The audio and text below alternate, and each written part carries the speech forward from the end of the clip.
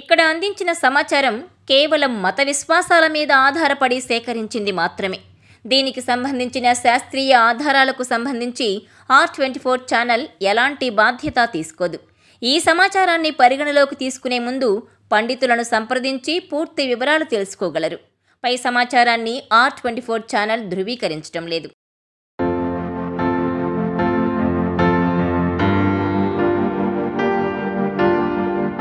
నేల మీద పడుకోవడం, చన్నీటి స్నానం, ఏకభుక్తం, పాదరక్షలు ధరించకపోవడం, ఇలా 41 రోజుల మండల దీక్ష వెనుక ఎన్ని ఆరోగ్య ప్రయోజనాలున్నాయో తెలుసా?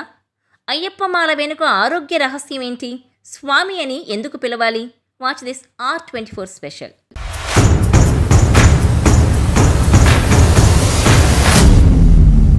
అయ్యప్ప దేవాయ నమః, అభయస్వరూపాయ నమః, హరిహర సుపుత్రాయ నమః, కరుణా సముద్రాయ నమః అంటూ కార్తీక మాసం మొదలు మకర సంక్రాంతి వరకు ఎక్కడ చూసినా శరణు ఘోష వినిపిస్తుంటుంది.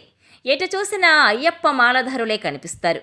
41 రోజుల పాటు అత్యంత నియమనిష్టలతో దీక్ష చేస్తారు. మండల దీక్ష పూర్తయ్యే వరకు కఠిన నియమాలు పాటిస్తారు. నేల మీద పడుకోవడం, చన్నీటి స్నానం, ఏకభుక్తం, పాదరక్షలు ధరించకపోవడం పాటిస్తారు. ఈ నియమాలన్నింటి వెనుక భక్తి మాత్రమే కాదు, ఎన్నో ఆరోగ్య రహస్యాలు ఉన్నాయి. నేల మీద నిద్రపోవడం వల్ల వెన్ను నొప్పి తగ్గుతుంది, కండరాలు పటిష్టంగా ఉంటాయి, రక్త ప్రసరణ మెరుగుపడుతుంది. తెల్లవారుజామునే నిద్ర లేవడం చైతన్యానికి ప్రతీక. సూర్యోదయానికి ముందే చన్నీటి స్నానం చేయడం వల్ల శరీరంలో నాడీ వ్యవస్థ ఉత్తేజితమవుతుంది. తద్వారా ముఖంలో ప్రసన్నత కనిపిస్తుంది. స్నానానంతరం దీపారాధన కాంతి ఆవరణ మొత్తాన్ని ఆధ్యాత్మికంగా మార్చేస్తుంది. శ్రద్ధగా పూజ చేయడం వల్ల మనసు తేలిక పడుతుంది. సామూహికంగా కలిసి ఉండడం ద్వారా క్రమశిక్షణ అలవడుతుంది. ఇతర భక్తులతో ఇచ్చిపుచ్చుకునే స్వభావం మరింత పెరుగుతుంది. నిత్యం 2 పూటల దుస్తులు మార్చడం ద్వారా పరిశుభ్రమైన దుస్తులు ధరించడం అలవాటవుతుంది. క్రమం తప్పకుండా పూజలో పాల్గొనడం వల్ల సంఘ జీవనానికి బాటలు వేస్తుంది. అధిక ప్రసంగాలకు, వివాదాలకు దూరంగా ఉండడం వల్ల సమయం వృధా కాకపోవడంతో పాటు ఆలోచన సామర్థ్యం మెరుగుపడుతుంది. ఒక్కపూట భోజనం చేయడం వల్ల మితాహారాన్ని ప్రోత్సహించడమే కాదు, శాకాహారం తీసుకోవడం వల్ల ఆరోగ్యానికి ఎంతో మేలు జరుగుతుంది.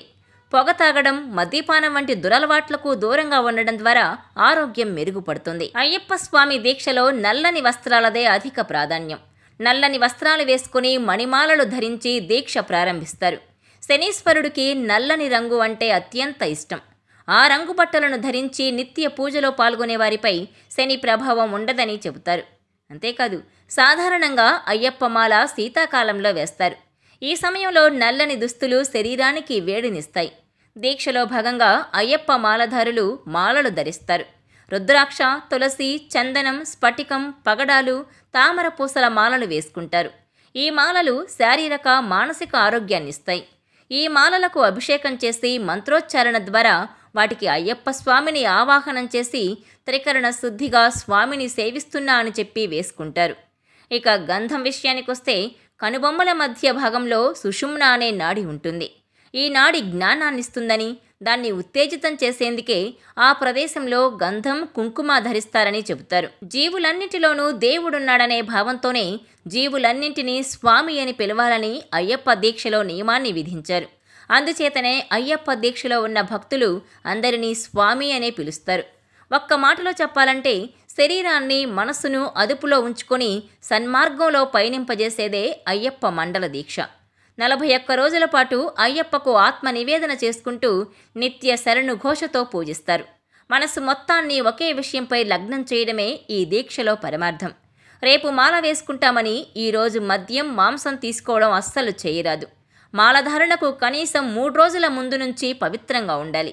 మద్యం, మాంసం తదితర దురలవాట్లకు దూరంగా ఉండాలి. మాలధారణకు తల్లిదండ్రులు, భార్య అనుమతి తప్పనిసరిగా ఉండాలి. జుట్టు, గోళ్లు ముందుగానే కట్ చేసుకోవాలి. తన శక్తి కొలది ఒక్కసారైనా 5 అయ్యప్పలకు భిక్ష పెట్టాలి.